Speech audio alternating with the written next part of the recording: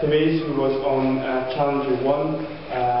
We have Hassan, who was on 8,000, and he also moved between the ships. And Ali, who was on the main passenger ship, which is the Marmara. So each one has a tale to tell, and each one has a story that they'll be sharing with us here today.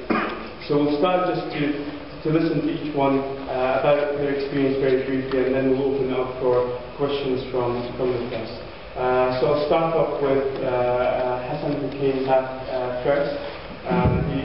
He was the first Scottish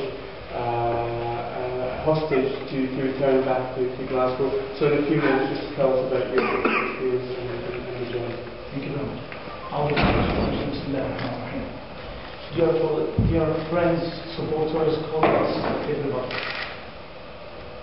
At the time of the attack, I was on board of the ship 8,000, which is being provided by the European movement to break the siege in Gaza.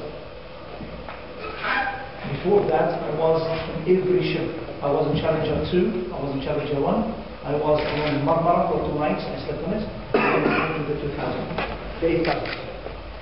At the time of the attack, exactly, it was the time of 2 o'clock UK time, 4 o'clock Jerusalem time. And that was the Fajr prayer. We hear from Marmara the Adhan for the prayer call, and then we performed our Fajr prayer.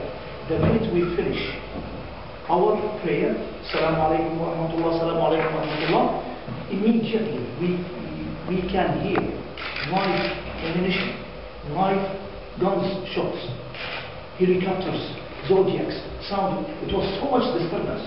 We came running on board of our ship on the surroundings. Marmara boat or Marmara ship was in front of us.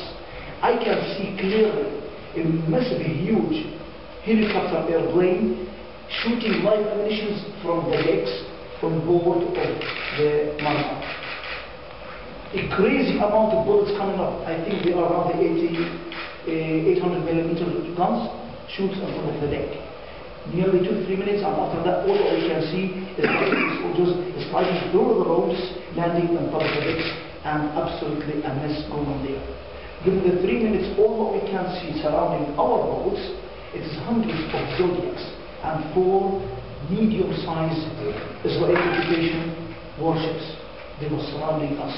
Within no time, they were shooting at us with the paintballing games.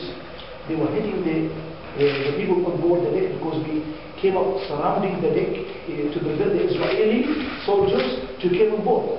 We were trained and we were prepared to be defending our boats in humanitarian manners. Do not attack the Israeli, do not even physically touch them, just try to be an object, one of them, to prevent them from coming aboard. Despite all that, we were 45 people on board the 800 ship, and over 50 soldiers, they managed to get on board that vessel. Some of them, they came immediately to the lower deck. We were at the bottom deck, 4 people, 4 actives, and the majority, they went upstairs to the captain's room to protect her.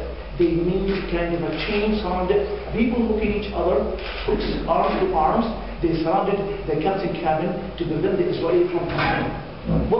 My witnesses with me in boats, we saw the Israeli holding electric shock kind of device. They were electrocuting people to try to prevent them or to release their arms from each other to enter the cabin. At the bottom of where I was alongside an ambassador. His name was, he was from Free Palestine movement. It was Ambassador Edward Peak. This man, he's 83 years old. Ambassador retired from the American. He was ambassador to Iran for so many years, to Iran, to Syria. And this man, he was a great man. I give him all my respect. Young soldiers, 23 years of age, or even mid-20s, came across and hit the ambassador from the floor. I couldn't handle that. Immediately I went for the soldiers, I pushed him from my hands. And I hugged the ambassador at the time. Out of the blue, with the M16 behind the hip, he smacked me at my back. I fell on the floor. I started pushing him with my feet. 3 or 4 bunches of his M16 against my feet. I had a light injury before I joined the Challenger 1. We were in Crete. I skidded in the road. I twisted my leg. I was slightly limping, but in board that vessel, he hit me 3 or 4 times with his M16. It resulted in a huge injury to my fist.